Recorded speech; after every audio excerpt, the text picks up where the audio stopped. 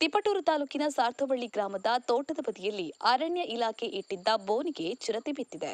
ಸಾರ್ಥವಳ್ಳಿ ಗ್ರಾಮದ ನಿವಾಸಿ ಲೋಕೇಶ್ ಎಂಬುವರು ಸಾಕಿದ ಮೇಕೆಯ ಮೇಲೆ ಚಿರತೆ ದಾಳಿ ನಡೆಸಿದ ಹಿನ್ನೆಲೆಯಲ್ಲಿ ಗ್ರಾಮಸ್ಥರು ಭಯಭೀತರಾಗಿದ್ರು. ಬಳಿಕ ಚಿರತೆ ಸೆರೆಗೆ ಕ್ರಮ ಕೈಗೊಳ್ಳಲು ಜನರು ಆಗ್ರಹಿಸಿದ್ರು. ಹೀಗಾಗಿ ಅರಣ್ಯ ಇಲಾಖೆ ಬೋನು ಇರಿಸಿದ್ದು ಸದ್ಯ ಚಿರತೆ ಸೆರೆಯಾಗಿದೆ. ಈ ಸುದ್ದಿ ಕೇಳಿ ಜನ ಅದನ್ನ ನೋಡಲು ಮುಗಿಬಿದ್ದಿದ್ರು. ಬಳಿಕ ಅರಣ್ಯ ಇಲಾಖೆಯ ಸಿಬ್ಬಂದಿಗಳು ಸ್ಥಳಕ್ಕೆ ಬಂದು ಚಿರತೆಯನ್ನ ಸ್ಥಳಾಂತರಿಸಿದ್ದಾರೆ. ಒಂದು ಚಿರತೆ ಬೋನಿಗೆ ಬಿದ್ದರೂ ಇನ್ನೂ ಕೂಡ ಒಂದು ಹೆಣ್ಣು ಚಿರತೆ ಹಾಗೂ ಮರಿಚಿರತೆಗಳು ಇವೆ ಎಂದು ಅಲ್ಲಿನ ಗ್ರಾಮಸ್ಥರು ಅರಣ್ಯ ಇಲಾಖೆಗೆ ತಿಳಿಸಿದ್ದಾರೆ. ಮಂಜುನಾಥ್ ಡಿ, ತಿಪಟೂರು. ಜೈ ಭೀಮ್ ನ್ಯೂಸ್ 24x7. ಇದು ಬಹುಜನರ ನ್ಯಾಯಕ್ಕಾಗಿ. ಆರ್ಭಟ ಮಾಡಿ ಮುಷ್ಟಿ ಎಲ್ಲ ಕಿತ್ಕೊಂಡಿತ್ತು ನೋಡು.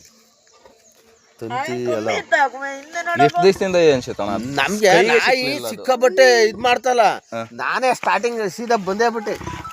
ನಾಯಿ ಅಲ್ಲ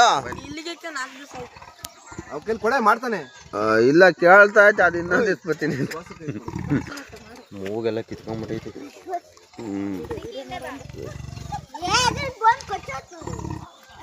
ಇವ್ರು ಏನ್ ಮಾಡ್ತಾರ, ತಾಂಡಾಗ ಇಲ್ಲೆಲ್ಲಾರು ಬಿಡ್ತಾರ 10 ಕಿಲೋಮೀಟ್ರ್ ಮತ್ ಬೋತಾವ ಅವು. ನನ್ ಮಾಡ್ಕೊಂಡ್ ಇಲ್ಲೇ ಕೊಡೋದು ಆಡೋದಿಲ್ಲಿ ಇದ್ರೊಳಗೆ. ಆದ್ರೆ ನಾನು ಇಷ್ಟು ಕತ್ರ ಇರುತ್ತೆ ಎತ್ಕೊಂಡ್ರಲ್ಲ ಬಿಡಿ. ಹೆಜ್ಜೆ ನೋಡಂಗ ಎಷ್ಟು ಕತ್ರ ಇದಾವೆ ಗೊತ್ತಾಗ್ತದ್ರೆ ಹೆಜ್ಜೆ. ಫೋಟೋ ಹಾಕ್ಸತಿ ನಿಂದು ಹಾಕ್ತೀನಿ ತಡಿ. ಹಾಕ್ಬಿಡ.